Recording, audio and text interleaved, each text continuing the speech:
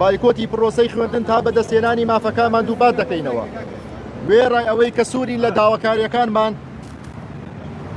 داواکاریەکانی پێشوومان کە دامەزراندن و هەمیشەییکردنی مامۆستایانە وە لێدوانی نابرپرسانی هەر کەسێک ڕەت دەکەینەوە کە هەڕەشە لە مامۆسای وانە بێش بکات لە هەر سنوورێکی ئەم کوردستانە بێت. هەڕەشەکردن و تۆقاندن و چاسبکردنەوە لە مامۆسای وانەبێش هەڕەشەکردنە لە 36,000 مامۆستای وانەبێش دووبارەی دەکەینەوە بەردەوام دەبین بە کاروانی بایکۆت و خۆپیشاندان 11 دەی 2023 نوێنەرانی مامۆستایانی وانەبێش. چوارەمین هەفتەی بایکۆت و بەردەوامی.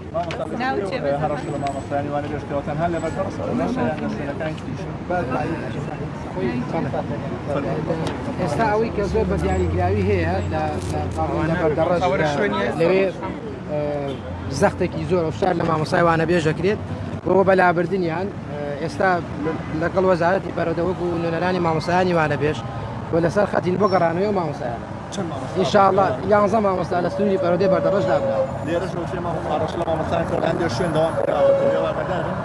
وەڵاهی وەکو هەڕەشە لێرە هەڕەشە ئەو هەڕەشەیە نەبوو وەکو جدیات بەڵام شارێک کراوە کە مامۆسایان بچنەوە هۆڵەکانی خوێندن بەڵام ئێمە وەکو خۆمان بەڵێنمانیاوە هەتا ئەو کاتەی بەڵێنێک لە وەزارەتی پەروەردە وەرنەگرین لێرە بەردەوامە.